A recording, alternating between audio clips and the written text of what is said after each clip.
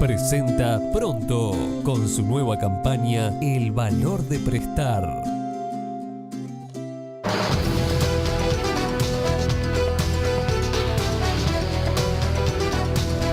Seguimos en la edición mediodía de BTV Noticias y como se los anunciaba antes de la tanda, es momento de análisis económico. Ya recibo a Federico Comesaña, que hoy nos propone hacer una evaluación de la inflación en este periodo de gobierno. Fede, ¿cómo estás? Muy bien, ¿y tú? Muy bien. Vamos a meternos en los números y analizar una de las promesas de campaña que tenía el Frente Amplio en la última elección y que en la rendición de cuentas el presidente Tabaré Vázquez habló y mencionó que, que no se había logrado cumplir esta meta de llevar la inflación al rango meta de entre 3 y 7%. Destacó que a lo largo del periodo hubo un tiempo en el que sí estuvo dentro del rango meta y que hoy en día, si bien está por encima de ese rango, la inflación está bajo control. Vamos a analizar qué pasó puntualmente en el periodo y el grado de cumplimiento que tuvo esta promesa electoral.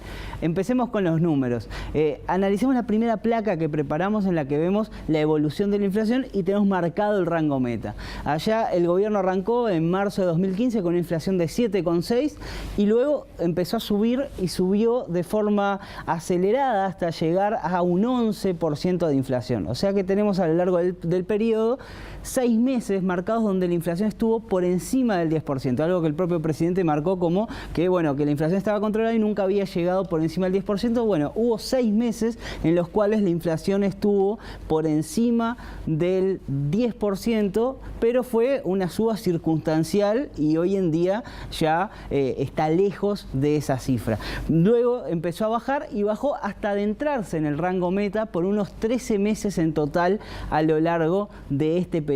En total, de los 48 meses que va de gobierno, 13 estuvo la inflación dentro del rango meta, recién a los 24 meses del periodo, con lo cual no está lejos, digamos, de esos 18 que planteó el gobierno en un comienzo, en la promesa electoral, pero digamos que la promesa no se cumplió cuando la inflación volvió a salirse del rango meta y llegó sobre fines del año pasado a 8,3% para luego empezar a moderarse lentamente y hoy colocarse en un 7,5%.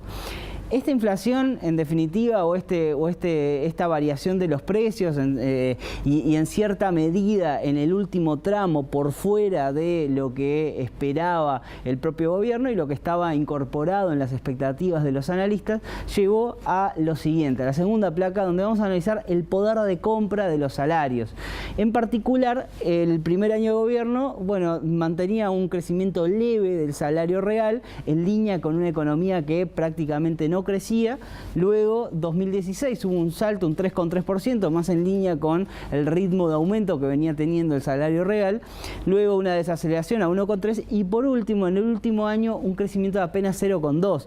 En definitiva, lo que estuvo sucediendo en el salario real es que, con una inflación por encima de lo que se esperaba y salarios que venían creciendo a una tasa menor, no solo por consejos de salarios anteriores, sino también por la economía que también entraba en una fase de estancamiento, llevó a que prácticamente el salario real no creciera y en algún periodo en particular, sobre fines del año pasado, mostraba una caída respecto al año anterior.